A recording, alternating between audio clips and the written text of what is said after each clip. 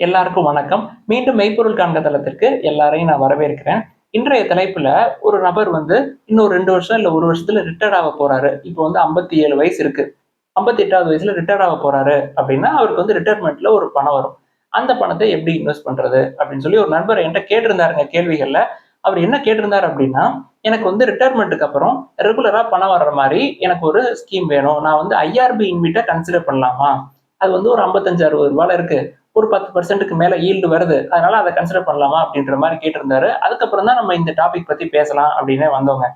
இப்ப நான் 50ல இருந்து எடுத்துக்கிறேன். அதாவது 45 to 50, தென் 50 to 60, 60 பிளஸ். இது எல்லாருக்குமே பொருந்தும். அதாவது 45ல இருந்தே நம்ம தொடர்ந்து இன்வெஸ்ட் பண்ணிக்கிட்டே இருப்போம். தென் 58ல நம்மளுக்கு ஏதாவது லம்ப் சம் வர்றதுக்கான வாய்ப்புகள் இருக்கும். தென் பென்ஷன் வரும். இந்த மாரி ஒவ்வொருத்தருக்கும் ஒவ்வொரு வழியில பணம் வருங்க. நம்ம இந்த 45க்கு மேலேயே எப்படி நம்மளோட அலோகேஷன்ஸை மாத்தலாம் அப்படின்னு சொல்லி நம்ம டிஸ்கஸ் பண்ணுவோம். நான் என்னுடைய வியூ பாயிண்ட்ல சொல்றேன். இதுல ஏதாவது உங்களுக்கு டிஸ்கிரிபன்சிஸ் இருந்தது அப்படின்னா கீழே எல்லாத்தையும் எழுதுங்க. நம்ம ஃபர்தரா அடுத்த வாரம் லேர்ன் டு ஏர்ன் சீரிஸ்ல இதை பத்தி ஃபர்தரா டிஸ்கஸ் பண்ணலாம். ஃபர்ஸ்ட் இந்த cash R fixed deposit element எடுத்துக்கிட்டோம் அப்படின்னா, என்னைய பொறுத்த வரைக்கும் உங்களோட 100% அலோகேஷன்ல 45க்கு மேல இருந்துச்சு அப்படின்னா ஒரு 25% கேஷாவோ ஃபிக்ஸ்ட் டெபாசிட்டாவோ இருக்கிறது ரொம்ப முக்கியங்க. சரி, இப்ப இன்ஃபிளேஷன் ஒரு 6% இருக்குன்னு வச்சுக்கோமே. இப்ப இன்ஃபிளேஷன் கம்மியா தான் இருக்கு. இப்ப இன்ஃபிளேஷனே பீட் பண்ணாத அப்படின்ற கருத்துக்கள் பொதுவா இருக்குங்க. ஆனா என்னை பொறுத்த வரைக்கும் இப்ப நல்ல பாண்டு அப்படின்னு எடுத்துக்கிட்டோம்னா, இப்ப ரீசெண்டா டாடா மோட்டார்ஸ் ஒரு 2000 crores என்சிடி போட்டாங்க. அவங்களோட இன்ட்ரெஸ்ட் ரேட்ஸ் அப்படின்னு பாத்தீங்கன்னா 7.65% தான் இருந்தது. ரொம்ப 8, 9லாம் இல்ல. ஸோ அவங்க நல்ல கம்பெனி தான். அன்செக்யூர்டு என்சிடி அதுக்கு 7.65% இருந்தது. இப்ப பேங்க்ல எஃப்டின்னு எடுத்துக்கிட்டோம்னா 7.4% வரைக்கும் நான் பார்த்திருக்கேன். ஒரு சில பேங்க்ல 8%, சீனியர் சிட்டிசனுக்கு 8.10 அப்படிலாம் இருக்கு. பட் இப்ப ரீசெண்டாவே ஒரு 50 பேஸ் பாயிண்ட்ஸ் குறைஞ்சிருச்சு. இன்னைக்கு தேதிக்கு இப்ப சவுத் இந்தியன் பேங்க்ல ஒரு 7.4% கொடுக்குறாங்கன்னு வச்சுக்கோங்களேன். அது இந்த நல்ல நிறுவனம் டாடா மோட்டரோட என்சிடியை கம்பேர் பண்றப்ப ஒரு 0.25 to 0.35% தான் கம்மி. அதனால பிக்ஸ்ட் டெபாசிட் போடுறது அப்படின்றது தப்பு கிடையாது. உங்களோட டோட்டல் அசெட்ல ஒரு டிசைரபிள் போர்ஷன் இந்த மாதிரி கேஷ் செக்மெண்ட்ல இருக்கிறது ரொம்ப நல்லதுங்க. அடுத்து பாண்டு கடன் பத்திரங்கள் எடுத்துக்கிட்டோம் அப்படின்னா, இதோட கூப்பன் ரேட் அப்படின்றது ஒரு 7.5%ல இருந்து 11, 12% வரைக்கும் கூட இருக்குங்க. இப்ப நல்ல ரேட்டிங் 3A ரேட்டிங் உள்ள பாண்ட்லாம் இருக்குன்னு வச்சுக்கோங்களேன், ஒரு 8% இருக்கும். 2A ரேட்டிங் இருக்குன்னு வச்சுக்கோங்களேன், ஒரு 9.5% இருக்கும். இப்ப சிங்கிள் ஏ ரேட்டிங் இப்போ ஃபார் எக்ஸாம்பிள் எடிலஸ் ஃபினான்ஷியல் சர்வீசஸ் எடுத்துக்கிட்டோம்னா 11% இருக்கும். இப்ப போன வாரம் ஐஐஎஃப்எல் ஃபினான்ஸ் பார்த்தோம். அதுக்கெல்லாம் 11%, 10% வரைக்கும் இருந்ததுங்க. ஸோ நல்ல ரேட்டிங்கோட போட்டீங்கன்னா உங்களோட கூப்பன் ரேட்ஸ் குறையும். ஸோ நீங்க மிட்ல ஏஏ ரேட்டிங் எடுத்துக்கிட்டீங்கன்னா உங்களுக்கு 9% வரைக்கும் கிடைக்கும். ஸோ உங்களோட டோட்டல் அலோகேஷன்ல ஒரு 25% வரைக்கும் ஒரு நல்ல பாண்ட்ல ஒரு 9.5ல இருந்து 10% வரைக்கும் கூப்பன் ரேட் இருக்கிற பாண்டா பார்த்து இன்வெஸ்ட் பண்றது நல்லதுங்க. இது ஒரு 25%. அடுத்து கோல்டு எடுத்துக்கிட்டோம் அப்படின்னா இப்ப பயங்கரமா ஏறிடுச்சு. பட் பல வருஷம் அப்படியே பிளாட்டா கூட இருக்கலாம். ஒரு வருஷத்துக்கு 7% இருந்து 10% வரைக்கும் கோல்டு ஏறதுக்கான வாய்ப்புகள் இருக்கும் ஒரு நல்ல ஸ்டேபிளான எக்கனாமில. ஸோ நான் கோல்டை பத்தி பேசுறப்ப எப்பொழுதுமே இன்வெஸ்ட் ஃபண்ட்ஸையும் கூட சேர்த்துக்குவேன். ஸோ இந்த கோல்டு இன்வெஸ்ட் ஃபண்ட் ரெண்டும் சேர்த்து ஒரு 25% போடலாம். இதுல இந்த இன்வெஸ்ட் ஃபண்ட் எடுத்துக்கிட்டீங்க அப்படின்னா நல்ல இன்வெஸ்ட் ஃபண்ட் நான் பெரும்பாலும் இந்த ஐஆர்பி இன்வெஸ்ட் சைடு போறதே இல்லை. ஸோ அதுல கொஞ்சம் கேர்ஃபுல்லா இருங்க. But power grid infrastructure investment trust then integrate trust இது ரெண்டுமே நல்லா தான் இருக்கு. ரெண்டுமே டிவைடண்ட் ஈல்டு இன்டிகிரேட் ட்ரஸ்ட்டை விட பிஜி இன்வெஸ்டோட ட்ரஸ்ட் நல்லா இருக்கு. உங்களுக்கு எது விருப்பமோ அதை போட்டுக்கங்க. ஏன்னா நம்ம தனித்தனியா பிரிச்சுட்டோம் எல்லாத்தையும். ஸோ ஏதோ ஒரு இன்வெஸ்ட் ட்ரஸ்ட் தென் கோல்டு இது ரெண்டும் சேர்த்து ஒரு 25%. அடுத்து இந்த லாஸ்ட் 25%ல ஈக்விட்டிஸ் கன்சிடர் பண்ணலாம். கன்சிடர் பண்ற ஈக்விட்டிஸும் லார்ஜ் கேப் ஈக்விட்டிஸ் தென் நல்ல டிவிடெண்ட் கொடுக்குற ஈக்விட்டிஸா இருந்தது அப்படின்னா உங்களுக்கு ஏஜ் 58க்கு மேல டிவிடெண்ட் ஈல்டு எதிர்பார்ப்பாங்க எல்லாரும்.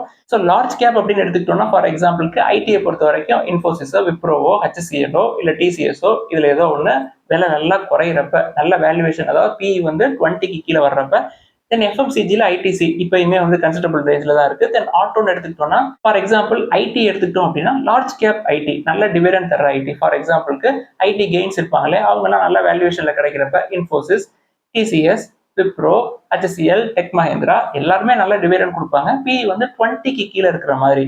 தென் ஐடிசி எஃப்எம்சிஜில நல்ல டிவிடெண்ட் கொடுப்பாங்க, நல்ல ஹெட்ஜாவும் இருக்கும். தென் ஆட்டோ செக்டர் எடுத்துக்கிட்டோம்னா ஹீரோ நல்ல வேல்யூவேஷன்ல இருக்கு, தென் நல்ல டிவிடெண்ட் கொடுப்பாங்க. தென் டாடா மோட்டார்ஸ் இது நல்ல வேல்யூவேஷன்ல இருக்கு, நல்ல ப்ரொமோட்டர்ஸ், நல்ல க்ரோத் ப்ராஸ்பெக்ட்ஸ் இருக்குன்னு வச்சுக்கோங்களேன். ஸோ இந்த மாதிரி லார்ஜ் கேப்பா பார்த்து ஒரு 25%.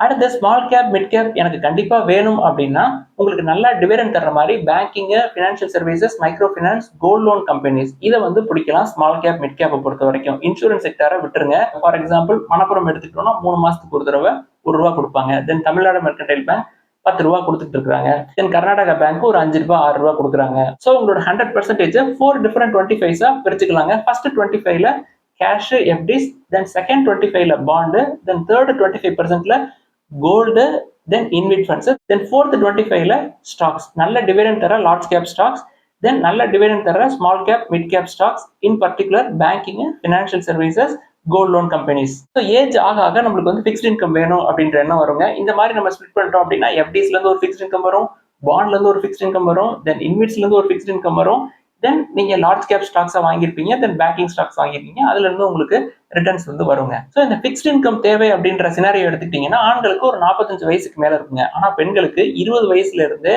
இருக்கும்.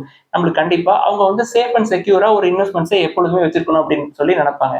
ஃபார் எக்ஸாம்பிளுக்கு எங்க வீட்லயே எடுத்துக்கங்களேன், மேம் வந்து என்னதான் செக்யூரிட்டிஸ்லயே வேலை பார்த்தாலும் கூட அவங்க ஈக்விட்டிஸ்க்கு கொடுக்குற இம்பார்ட்டன்ஸ், பாண்டு கொடுக்குற இம்பார்ட்டன்ஸை விட அதிகமா எஃப்டிஸ்க்கும் கோல்டுக்கும் தான் கொடுப்பாங்க. ஸோ 45க்கு மேல ஆண்களுக்கு வரக்கூடிய அந்த சிந்தனை வந்து பெண்களுக்கு ஒரு 25க்கு மேலேயே வர ஆரம்பிச்சிடும் அப்படின்றது என்னுடைய கருத்துங்க. அதை தொடர்ந்து கொஞ்சம் கேள்விகள் இருக்கு, அதை மட்டும் சுருக்கமா பார்த்துருவோங்க. ஃபர்ஸ்ட், இந்த exchange traded fund gold ETF வாங்குறோம் இல்லையா, அதுக்கு எக்ஸ்பென்ஸ் ரேஷியோ எப்படி சார் இருக்கு அப்படின்னு சொல்லி கேட்கறாங்க.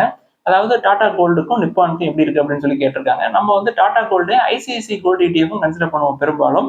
டாடா கோல்டு ETF வந்து 0.36% expense ratio, ICICI gold ETF வந்து 0.50%. இது ரெண்டை விட Nippon gold ETF expense ratio அதிகங்க. அடுத்து காட்ரேஜ் கன்சியூமர், பஜாஜ் கன்சியூமர் அந்த கம்பெனிஸ் எல்லாம் பார்க்கலாமா சார் அப்படின்னு சொல்லி கேட்டிருக்காங்க. நான் FMCG பொறுத்த வரைக்கும் ஐடிசியை தவிர வேற எதையுமே பார்க்கறதே இல்லை. பட் ஐடிசி வந்து மற்ற எல்லாத்தோட வேல்யூவேஷன் நல்லா இருக்கு. லார்ஜ் கேப், 4 பிசினஸ் உள்ள இருக்கு, கடன் கிடையாது, நல்ல டிவிடெண்ட் பண்ற கம்பெனி. ஸோ அதை வந்து நம்ம கன்சிடர் பண்ணலாம். இப்பயும் நல்ல வேல்யூவேஷன்ல தான் இருக்கு. அடுத்து ராஜேஷ் எக்ஸ்போர்ட்ஸ் பத்தி நம்ம நேத்தே சொல்லியிருந்தோங்க. நண்பர் என்ன கேட்கிறாரு, என்னோட ஸ்டாக்ஸ் வந்து 55% கீழே விழுந்துருச்சு, ஹோல்ட் பண்றதா செல் பண்றதா அப்படின்னு சொல்லி கேட்கிறாரு. நம்ம பெரும்பாலும் யாரையுமே லாஸ்ட்ல விற்காதீங்க அப்படின்னு தான் சொல்லுவோம். பட் என்னுடைய நோக்கம் என்ன அப்படின்றத சொல்லிடுறேங்க. ஹையர் வேல்யூவேஷன் சைடு போகக்கூடாது, lower valuation under value stock பண்ணிட்டு தான் போகணும் அப்படின்றத புரிய வைக்கிறது தாங்க என்னுடைய வேலை. இப்போ உங்களுக்கு நல்லா இந்த விஷயம் புரிஞ்சிருக்கும். எனக்கு அதுவே மகிழ்ச்சி தான். லாஸ்ட்ல தயவு செய்து கொடுக்காதீங்க. அடுத்து ஒரு நண்பர் என்ன எழுதியிருக்கிறாரு, நம்ம வந்து லோயர் வேல்யூவேஷன்ஸ்ல கன்சிடர் பண்ணோம். இப்போ லாஸ்ட் ஒரு 2 or 3 ட்ரேடிங் செஷன்ஸ்ல ஒரு 10% 15% ஏறிடுச்சு. இப்போ அதை எப்படி கன்சிடர் பண்றது அப்படின்னு சொல்லி கேட்கிறாருங்க. நம்ம வந்து பெஞ்சமின் கிரஹாம் அவர்களுடைய பிரின்சிபல் எடுத்துட்டோம்ல, ஷேர் வந்து குறைய குறைய குறைய திக்கா கன்சிடர் பண்ணுவோம். தென் ஷேர் வந்து பிரேக் ஈவன் ஆகி மேல போக ஆரம்பிச்சிருச்சு அப்படின்னா தின்னா கன்சிடர் பண்ணுவோம். எதுவரை கன்சிடர் பண்ணுவோம், நம்மளோட ஆவரேஜ் பிரைஸ் ஒரு இடத்துல இருக்குங்க, அந்த ஆவரேஜ் பிரைஸை ரீச் ஆகிற வரைக்கும் நம்ம வந்து தின்னா கன்சிடர் பண்ணலாம். அதுக்கு மேல கன்சிடர் பண்றது வந்து எதை பொறுத்துன்னா இந்த மார்ஜின் ஆஃப் சேஃப்டியை பொறுத்து. ஃபார் எக்ஸாம்பிளுக்கு இண்டஸ்இண்ட் பேங்க் எடுத்துங்களேன், நம்ம வந்து 1100ல இருந்து சொல்லிட்டு தான் இருக்கோம், அது 600 வரைக்கும் வந்தது. ஸோ குறைய குறைய குறைய திக்கா நம்ம கன்சிடர் பண்ணிருப்போம். இப்போ பிரேக் ஈவன் ஆகி மேல போக ஆரம்பிச்சிருச்சுன்னு வச்சுக்கோமே, இப்போ நம்மளோட ஆவரேஜ் வந்து 850ல இருக்கு அப்படின்னா அந்த ஷார்ட் பிரைஸ் 850 போற வரைக்கும் நம்ம வந்து தின்னா கன்சிடர் பண்ணலாம். இது ஒரே ஸ்டெச்ல திருப்பி மேல போகாதுங்க, கொஞ்சம் இறங்கி இறங்கி தான் போகும் மேல. ஸோ எப்ப எல்லாம் கீழே இறங்குதோ அப்ப எல்லாம் நம்ம கன்சிடர் பண்ணலாம், இந்த ஆவரேஜ் பிரைஸுக்கு கீழே வர்ற வரைக்கும். இப்ப நம்மளோட ஆவரேஜ் பிரைஸ் வந்துருச்சு, 850 வந்துருச்சு, பேங்கோட புக் வேல்யூ 900 இருக்குன்னு வச்சுக்கோமே, நம்ம அதுக்கு மேல எப்படி கன்சிடர் பண்றது அப்படின்னா புக் வேல்யூ கீழே இருக்கிற வரைக்கும் நம்ம கன்சிடர் பண்ணலாம். அதுக்கு மேலேயும் நீங்க கன்சிடர் பண்ணணும் ஆசைப்படுறீங்க அப்படின்னா பிரைஸ் டு புக் 1.5 லிமிட்டா செட் பண்ணிக்கங்க.